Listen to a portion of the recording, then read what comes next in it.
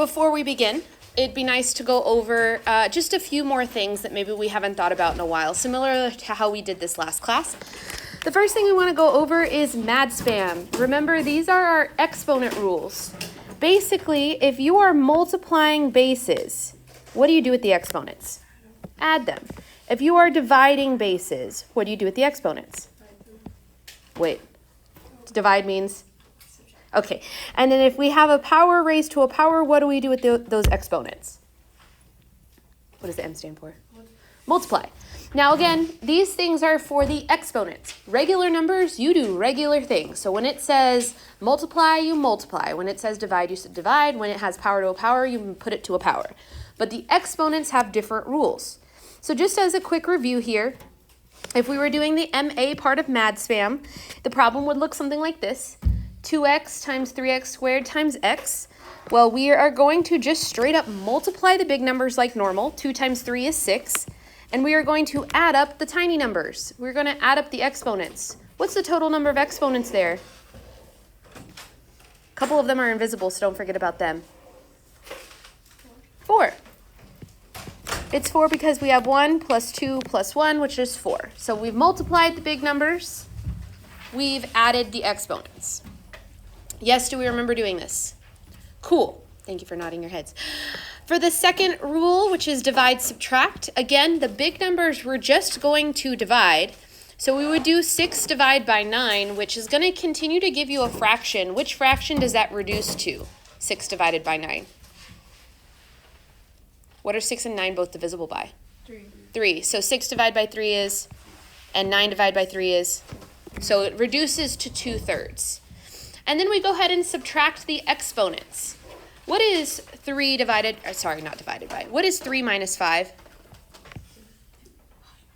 Positive or negative? Negative. Ooh, interesting. So when we subtracted 3 minus 5, we got negative 2.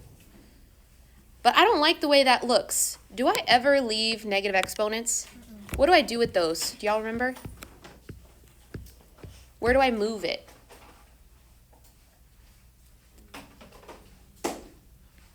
Where's like the only place I can move it? To the bottom. Boom, now it's positive. So this is 2 over 3x squared. So you subtract the exponents, but if you happen to get a negative number because you subtracted them, just like kick it to the bottom, just to clean it up. The last rule we would have talked about, I guess I didn't put a box around this one, feels weird. The last rule is the power to a power, meaning multiply. But remember, you treat regular numbers like regular numbers, which means when we do this, it's going to feel like distribution. It's not, but it kind of looks like it. We are distributing that power of 4 to the 2, but when we use the little numbers, the m tells me I'm going to multiply them. So instead of x to the 3/4 or something like that, we'd say x to the 12th, 3 times 4. Now this one we also can clean up a little bit because we have 2 to the 4th power. Don't say 8. What is 2 to the 4th power?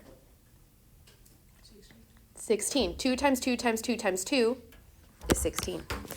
So this is 16x to the 12th power. So if you have regular numbers raised to powers, you're going to go ahead and multiply them out. But letters, you just get to do the little rule to it, the mad spam rule. Okay. The last thing we're going to review today is honestly something you probably haven't done since like 3rd grade. And it's been a minute since we've been in 3rd grade. So we have to remember some fraction rules for what we're going to be doing today. And it's good to keep these fraction rules fresh in our brain because when you take TSIs or SATs, these are the sort of things that might come up. When you are dividing a fraction, we don't like dividing fractions because that's dividings, and that's weird. So we do this thing called keep, change, flip. Have y'all ever heard of keep, change, flip? Does that sound familiar? Yeah, okay, cool. Keep, change, flip means we are going to keep the first fraction the exact same. We are going to change the division sign to a multiplied sign, and we are going to flip the second fraction over.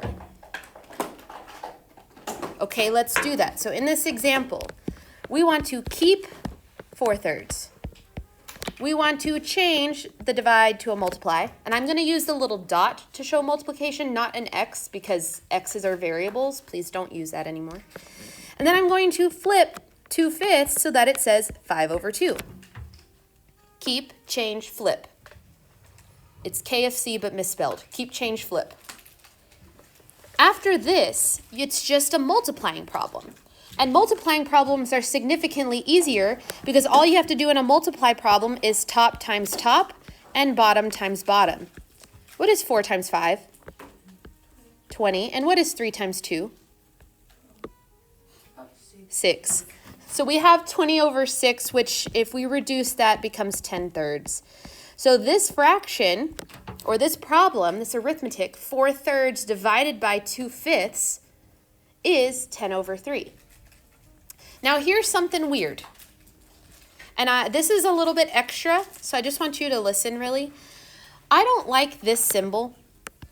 And I think I've said that already this year because it's pretty misleading because it makes you think that division is different than a fraction. It's not. That symbol is really a placeholder for something on top divided by something on bottom, a fraction. So another way this problem could have been written, and it looks horrendous, but it could have been written like this. 4/3 divided by 2/5. That's the same problem. So if you ever take a math class, I'm not going to be writing them like this today because it is kind of confusing and ugly, but if you ever take a math class and you have a fraction divided by a fraction like this, no big deal. You keep, you change, you flip. Same problem. Keep, change, flip. Okay? So if you happen to see that, or you start typing some examples into Desmos to check your work today, it's not going to give you that divide symbol. It's going to give you the fraction bar because division is fractions. So don't be concerned when that happens. It is still a keep, change, flip problem. Does that make sense? It's weird looking, I give you that, but it is totally okay. It's ugly, we don't love it. That's why we keep, change, flip to make it look nicer. But those are the things we wanted to review today. Our exponent rules and some fraction rules. Keep, change, flip. Sound good? The reason we wanted to go over that is because the lesson for today is no longer just simplifying rational expressions like we did last time, but actually doing arithmetic with them, multiplying and dividing them. So we're going to be multiplying and dividing fractions with functions on top and functions on bottom. This is pretty complicated stuff. But you just have to remember a couple things. Number one, your exponent rules. Number two, we need to remember that when you have something on top and something on bottom, maybe what I mean by that is like x plus 5 on the top of a fraction and x plus 5 on the bottom of a fraction, what happens? What did we do last class when we had the same factor on top and bottom? Not combined them. We canceled them. If something is on the top and bottom of a fraction, they cancel each other out because they reduce to 1. The same way 5 divided by 5 is 1. X plus 5 over x plus 5 is 1. So we can just cancel them out, make it simpler. If we can remember that, then we're doing okay. The other thing we want to remember is these restrictions. Oof. What did we do with restrictions last class? Where did we get them from? What were the restrictions? Y'all remember what we did in the side column of our notes? Yeah, what did we do? It wasn't an equal sign. What was it? The not equal sign. Do y'all remember doing the not equal stuff? We still have to do that because we're still working with rational functions. Where we get the restrictions from is from the denominator. So what we're going to do, we're just going to write that word down right here just so we remember that this comes from the denominator every time. Okay, let's tackle the first problem. Now the first problem is technically simpler than the other ones because it is not like a function itself. It's just an expression of x's and y's. Okay, well it's easiest for these problems if we just go ahead and use our fraction or our exponent rules first. So let's take care of the numerator. If I were to make this numerator one numerator, that means I want to multiply 8x cubed times y times 7x to the fourth y to the third. So we use our exponent rules. Exponent rules say that if you are multiplying, what do you do with the little exponents? We add them. That's the mad spam rules. But it also says that we just go ahead and multiply the regular numbers. So 7 times 6, what? 7 times 6. 7 times 8 is 56. X to the third times x to the fourth is x to the 3 plus 4, which is 7. And y times y to the third power is going to be what? Y to what power? 4, because we have y, which is y to the first power, times y to the third. Cool, great, awesome. Let's do the bottom. We're going to take 2xy squared and multiply it by 4y, which means we just multiply the regular numbers. 4 times 2 is 8. X times no other x's is just a plain x. And y squared times y is y cubed. Is there something else I can do to simplify this now? Because once we do multiplication, which we just did, we did top times top, bottom times bottom. That's multiplication. But we want to simplify this. I still have some mad spam rules I can use. What's 58 divided? Oh my gosh, I keep saying these numbers wrong. What's 56 divided by 8? 7. So the big numbers reduce to 7. What's x to the 7th divided by x to the 1? X to the 6th, because we have to subtract 1, very good. And what is y to the 4th divided by y to the 3rd? Y to the 1. Do we have to write the 1? No, I'm not going to write the 1, but you can if you want. And voila, we have multiplied and simplified my problem.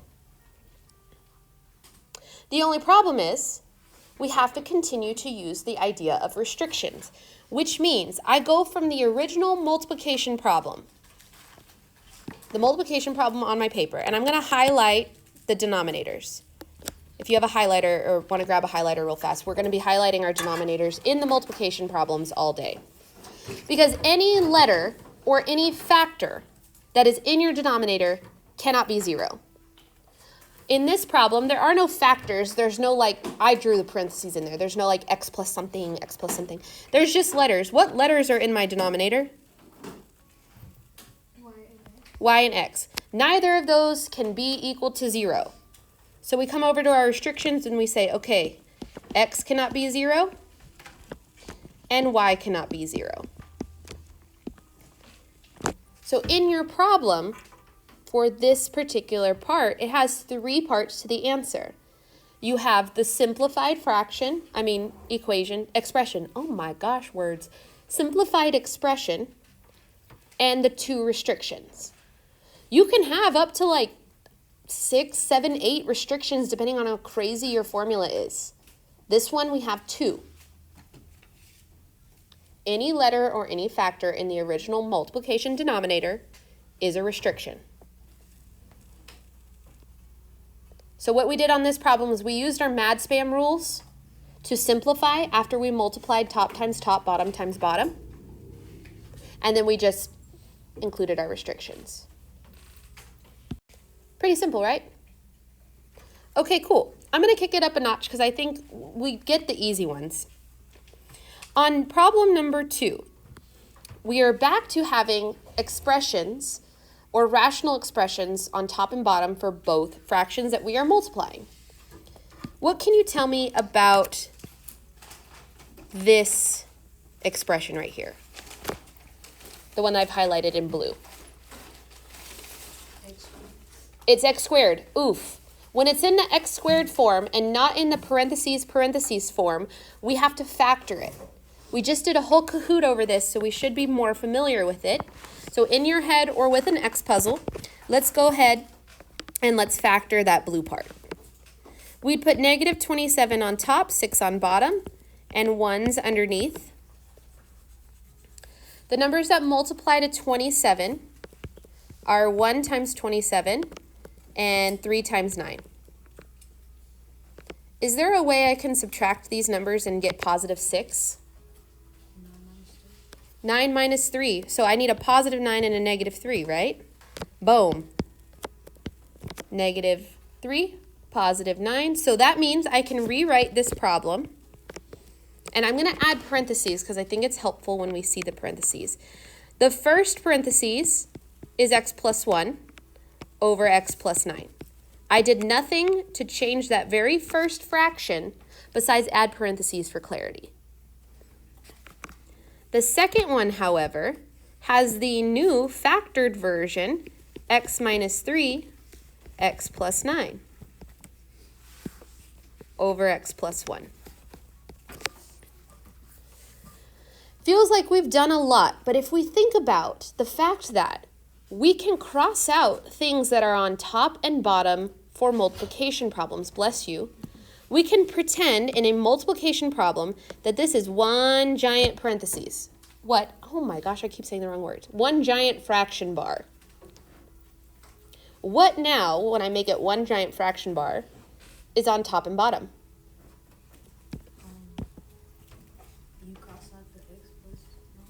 The x plus 9s, okay, great, that's on top and bottom. Is there anything else? X plus 1, oh my gosh, look at all these things I can cross out without having to do any sort of multiplication. What's left over? X minus 3 is all that's left, that's it. You're going to be able to cross out a lot of things today. You're going to go from very complicated looking problems to much smaller, simplified looking problems. But if I were to just answer with this, I would be wrong. What have I forgotten to do? The restrictions. Anything that's in the denominator of the original problem needs to be a restriction. So I'm going to start pulling my denominators from the factored version just because that's good practice, which means here's a denominator and here's a denominator. Those two factors need to go into my restrictions. So my restrictions for this problem would be x plus 9 cannot equal 0 and x plus 1 cannot equal 0. But if I were to quickly solve those equations, remember these are the super simple ones, what number can x not be equal to for the first restriction? Well, if x plus 9 can't be 0, how would I solve for x?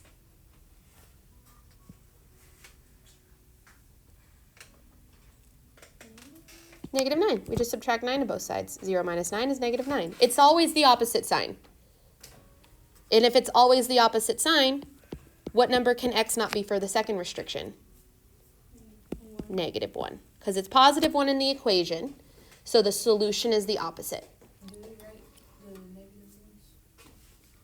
Like, is that the answer? Yes. The things I've boxed are the actual restrictions. Those are the numbers I cannot plug in. And remember, this comes from the denominator of the multiplication problem.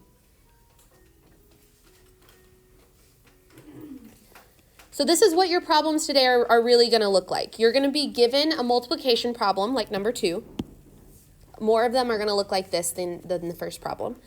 And you might have to factor, which we did in blue. And then a whole bunch of stuff's going to cancel out. Cancel them all out, write your final answers, give me the restrictions. Yes? Okay, let's try a couple more together before we really go on our own. In number 3, it looks wild. But that first fraction, this one's factored, this one's factored. Great. In the second fraction, the numerator is factored, but is the denominator? No, the denominator is not factored, which means we have to factor it. Can we eliminate it first? What are you talking about? Like, you know how this part is factored? You can't eliminate the x plus 1 on both sides? 1000% you can. The moment you see something is on top and bottom, you can cancel out to make it simpler. Just don't forget to include it in your restriction at the end.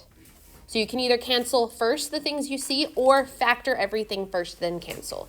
I usually factor first and cancel. That's just my habit, but 1000% you can cancel right there. Okay, we got to factor this blue part. What number goes in the top? Great. What number goes in the bottom? 4. For most of these problems, there's going to be 1s in the bottom of the denominator just because we're picking the simpler problems. The numbers that multiply to 21 are 1 times 21 and then 3 times 7. Since the 21 is negative, I'll be subtracting these. Is there a way to make 4 out of one of these rows? 3 and 7, but which one would be negative? The 3 would be negative and the 7 would be positive. Okay, great. So I have negative 3 and 7. So if I rewrote this problem so that it was fully factored, and I'll leave the one we already eliminated off. Oops. We would have x minus 3 over x minus 1 multiplied by x minus 9, x plus 7 over x minus 3, x plus 7. Fabulous.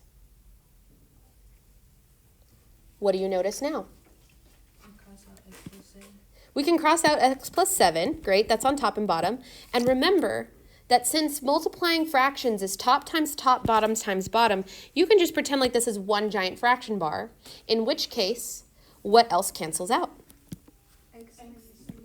Oh, that's so nice. Look at the only things we have left are x minus 9 on top and x minus 1 on bottom. You can write your answer like this, which is how most of the problems that are typed on like an answer key or on your test will look like. But if you leave the parentheses there, that is still 1000% correct.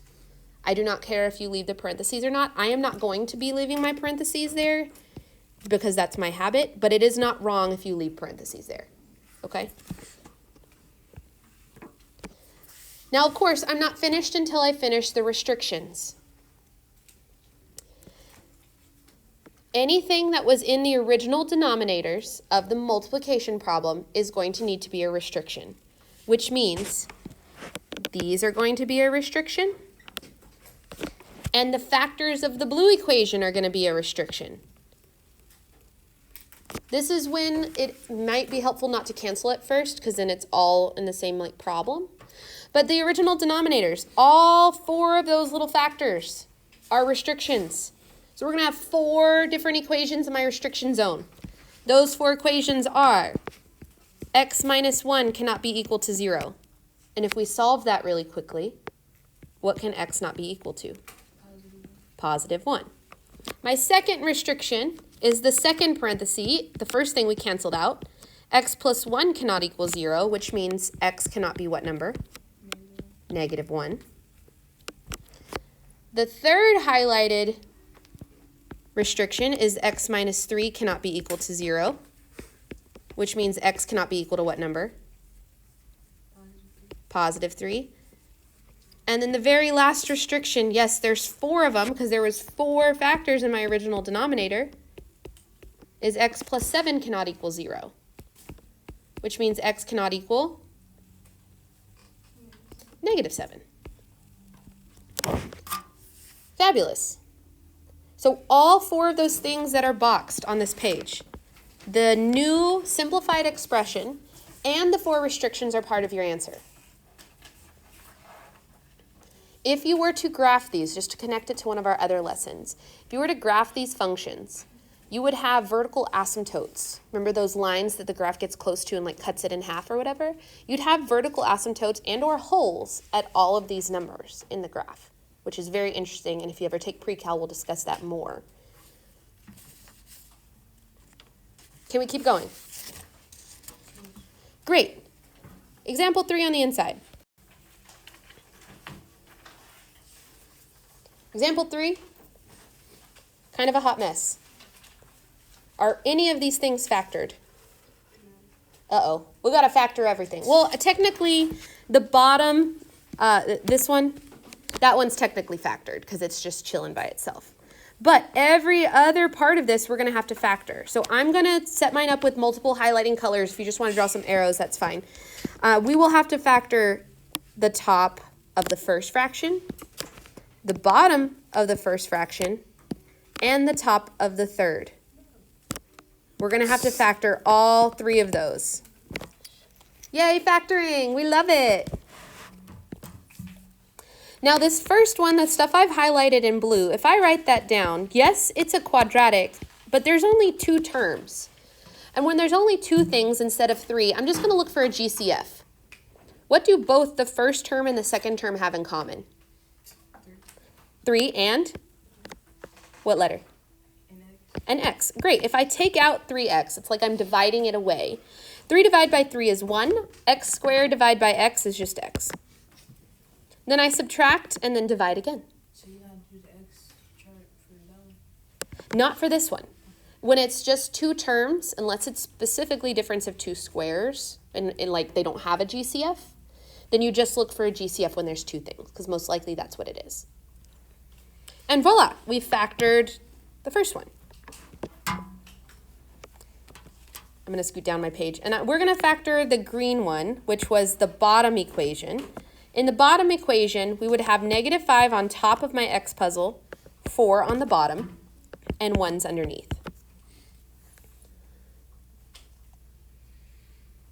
Do you know why I'm setting it up this way? We've been factoring enough where I'm going to kind of go a little bit quicker through that. The things that multiply to 5 are only 5 times 1. Is there a way to subtract these numbers and make 4? 5 minus 1. So we need to make the -1 or the 1 negative and the 5 positive. So that means factored form for this is x minus 1, x plus 5. Phew. 2 out of 3 things factored. Can you guys, bless you, can you guys do the third one? The purple equation, which is the top of the second. This is x squared plus x minus 20. I'll scroll up so you can see which one we're doing, but you're going to factor that purple one for me. Okay, gave you a quick moment. If we were to do the purple x puzzle, what number goes on top? What number goes on bottom? 1. And we have 1's underneath. The numbers that multiply to 20 are 1 times 20, 2 times 10, and 4 times 5. Is there a way to make 1 when you subtract these numbers? 4 subtract 5. 4 subtract 5 would give me -1. -4, +5. That's what we want to use, yeah. If we look for the pairing that's 1 digit away and just make sure the bigger number is the sign of the bottom. Which means the purple equation, the top of the second, is going to factor to x minus 4, x plus 5. Well, so we're done factoring. Now we got to put it all together. But once we get it factored, a lot of stuff should just start crossing out. And if it doesn't, maybe something goes wrong because we're picking problems where things cross out, okay? So this problem, when I put it all back together, might look something like this. We have 3x times x minus 1. We have x minus 1, x plus 5. And all of that is multiplied by, we keep going, x minus 4, x plus 5. And then that lonely 3x we didn't have to touch because it's technically already factored. Oh boy, what a lot of factoring we've done as a step 1 of this problem. But once we've done this, and we remember that multiplication of fractions is top times top, bottom times bottom, so you can essentially just do this, one giant fraction bar, what cancels out? Oh, everything except x minus 4. A whole lot of stuff cancels out, yeah. Okay, so the x minus 1s cancels. The x plus 5 cancels. What else cancels? The 3x's cancel. Wow. What am I left with? X minus 4. Boom. That's all that's left. That's our simplified fraction. But we have to do restrictions. How many restrictions will I have in this problem? 20. Remember, they come from the denominator of the multiplication problem. 3. We're going to have 3 because we have 1, 2, 3 factors in my denominators. Fabulous. Let's figure out what those numbers are. We can have x minus 1 not equal to 0, which means x cannot be equal to what number? +1, just the opposite. Very good. We have x plus 5 cannot equal 0, which means x cannot be negative 5. Heard you, yep. And then we have 3x cannot equal 0. Now there's no opposite on this one, but if I were to be solving for x, I would divide by 3 on both sides, right? What's 0 divided by 3? 0. It's still 0. So x cannot be equal to 0.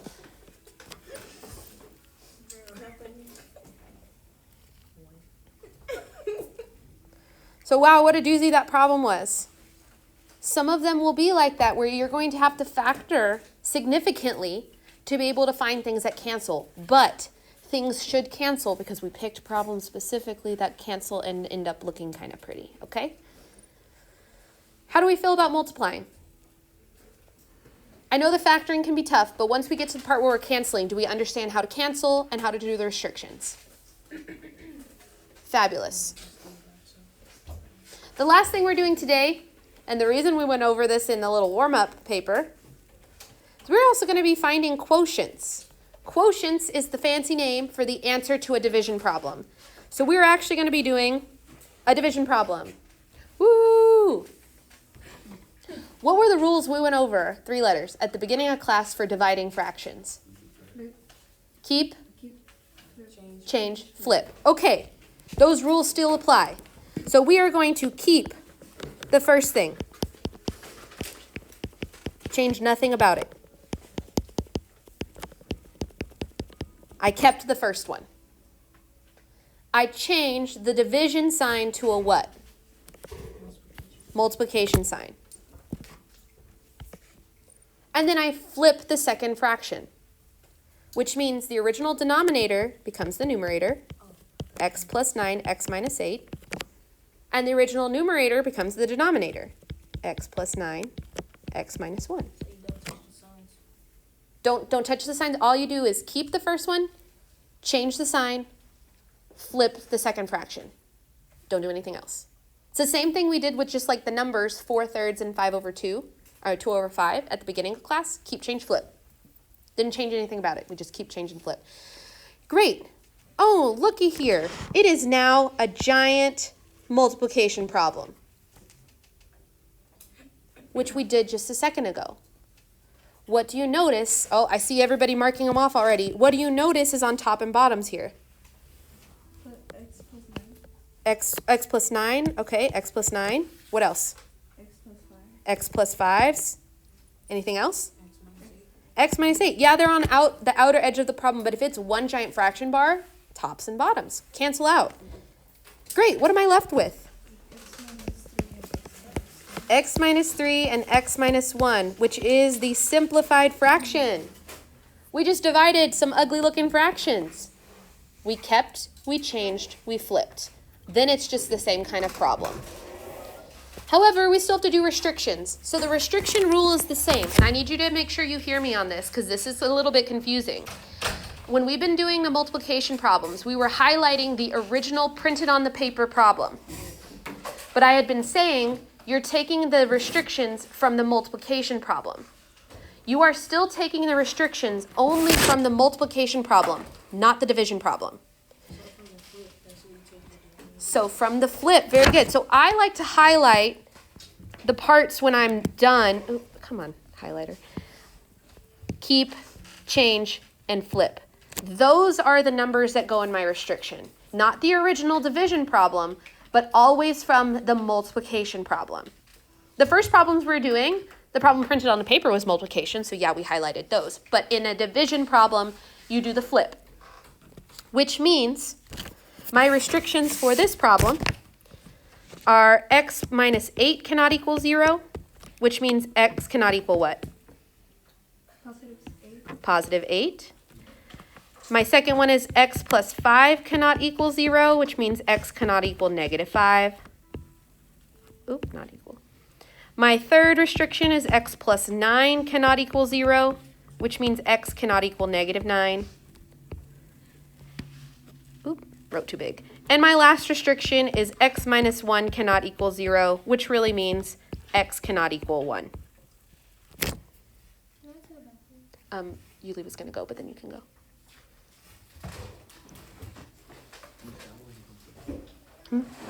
After Ariana. Okay, so dividing looks terrifying. Everybody's afraid of division, but honestly, real easy. Keep, change, flip, then it's a multiplication problem. Yes? Let's make sure we understand this whole concept. Number 7 is for you. I want you to find me the quotient and the restrictions for number 5. The restrictions might be a smidge more confusing in this one, but I want you to go ahead and try it. Keep, change, flip, and then let her rip. Oh, that rhymed.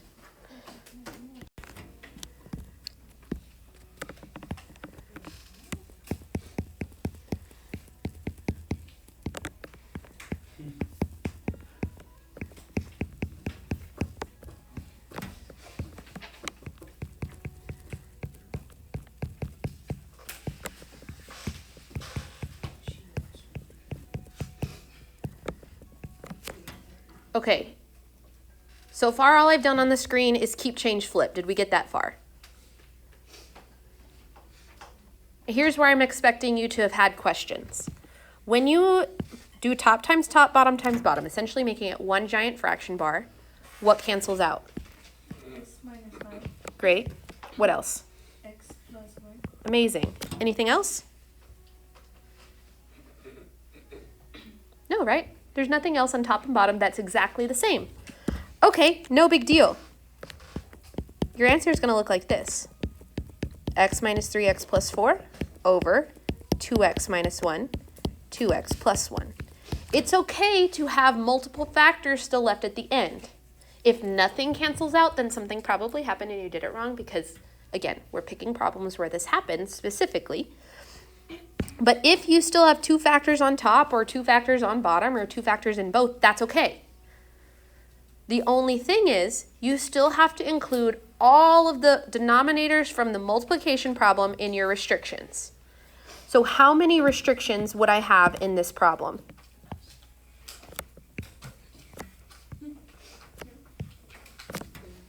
We have 4 factors in the denominator of the multiplication problem. We didn't cancel them all out. That's okay. There's still restrictions. So we use all of them. Now, 2x minus 1 not equal to 0. I'm going to actually show my work on this one so you can see what shortcut you can take.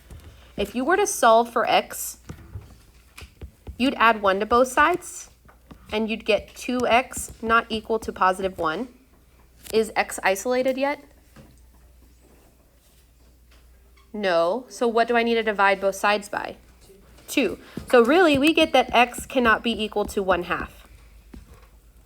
So that's more than a one-step equation because of the 2 in front of the x. So if you need to show work on that one, that's fine. Or if you can see the shortcut, you can take the shortcut, which is doing it in your head. The second factor is an easy one, x plus 1 not equal to 0, which means x is not equal to -1. Yeah. No coefficient in front of x. That's the easy, just opposites. Well, then we have 2x plus 1 not equal to 0. This is the one where it might require you to do a little bit of work because there's a number in front of x. This time we would subtract 1, and we'd get 2x not equal to -1. Divide by 2 on both sides. I guess I should show that work. We would get that x cannot be equal to -1/2. What's the last number that x cannot be equal to from that last restriction? Can you do it without writing it down? From this restriction right here, what number can x not be? Positive 5. I like seeing the work, but yes, that way you can start doing these problems faster. You know that if you see x minus 5, then x cannot be 5.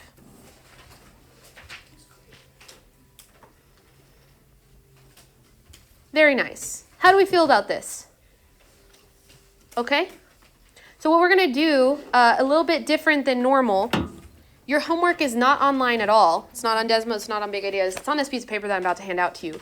But what's nice about this piece of paper is I went and did all the problems, and I put an answer key on the back. Now, underneath the title of this assignment, it says no work, no credit. Obviously, there is work to do these problems. I must see that work, or else I will give you this piece of paper back to finish it and show me the work. Yes? There are only 10 problems on it, and that's all that we're doing for the rest of class, which means if you finish this, you can turn it in and be done, no homework. Otherwise, you'll have to finish this assignment for homework.